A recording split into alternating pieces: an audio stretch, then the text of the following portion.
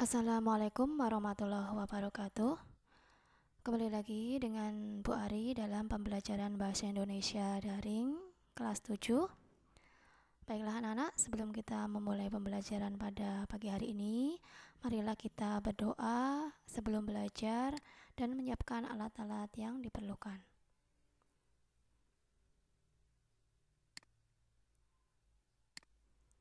Baiklah, pada kesempatan kali ini pembelajaran kita sampai pada mengidentifikasi unsur-unsur teks fantasi atau cerita imajinasi.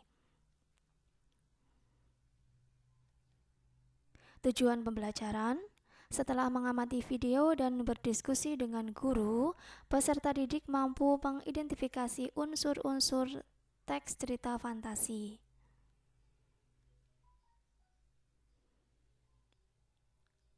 Akan Bu Ari tayangkan sebuah video tentang teks fantasi. Silakan kalian perhatikan baik-baik dari awal sampai akhir.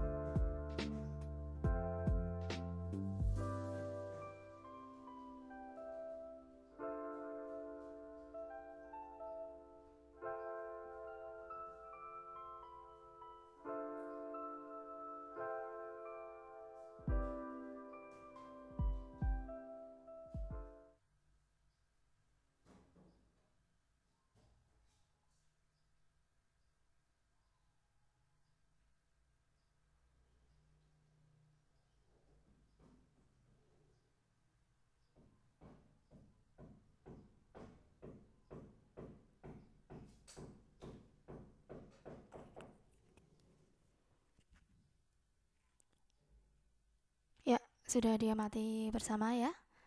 Ada sebuah video yang isinya cerita ya, bercerita tentang seorang anak bernama Nono ya.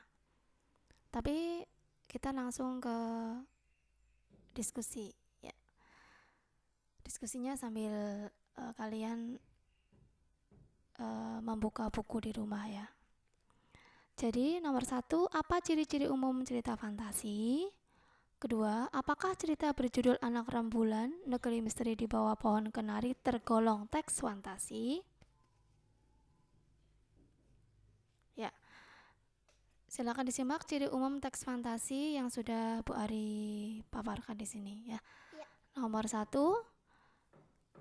ciri umum teks fantasi adalah ada keanehan dan kemisteriusan. Jadi cerita fantasi mengungkapkan hal supranatural atau kemisteriusan yang tidak ditemui pada dunia nyata. Dan pada cerita fantasi ada hal yang tidak mungkin itu dijadikan biasa.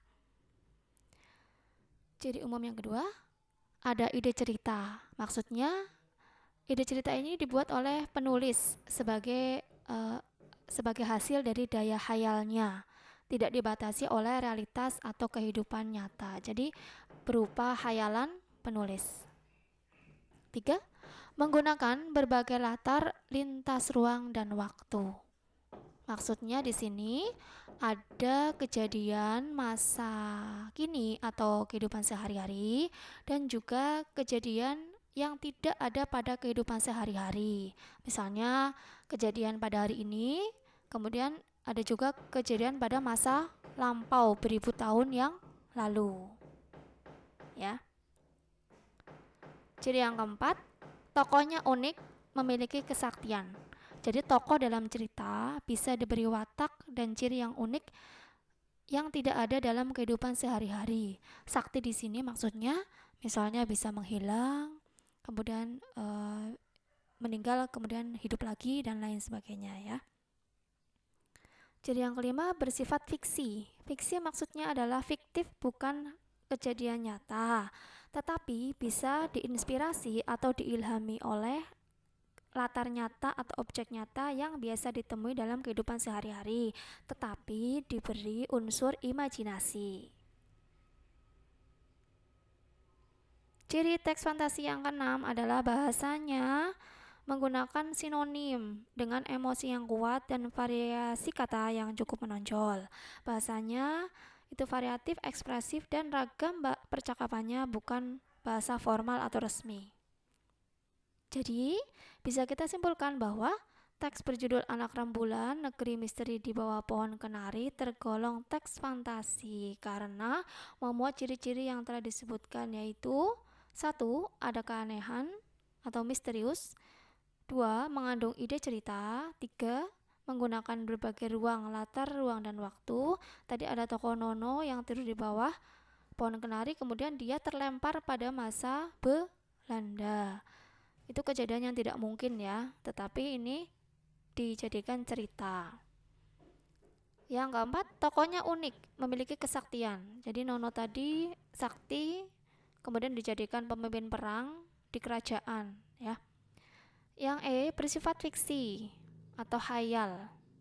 Itu ada unsur nyata, yang nyata. Jadi Nono itu pergi kemudian tidur di bawah pohon kenari dan dia terlempar ke negeri, ke zaman Belanda ya. Itu sesuatu yang tidak mungkin. Jadi fiksi. Yang terakhir, bahasanya ekspresif dan percakapannya bukan percakapan ragam formal atau resmi seperti pada upacara atau pidato ya. Demikian pembelajaran kita pada pagi hari ini. Silakan kalian tambahkan referensi sumber bacaan pada buku teks Bahasa Indonesia kelas 7 yang sudah dibagikan oleh sekolah. Kita akhiri pembelajaran kali ini. Terima kasih. Wassalamualaikum warahmatullahi wabarakatuh.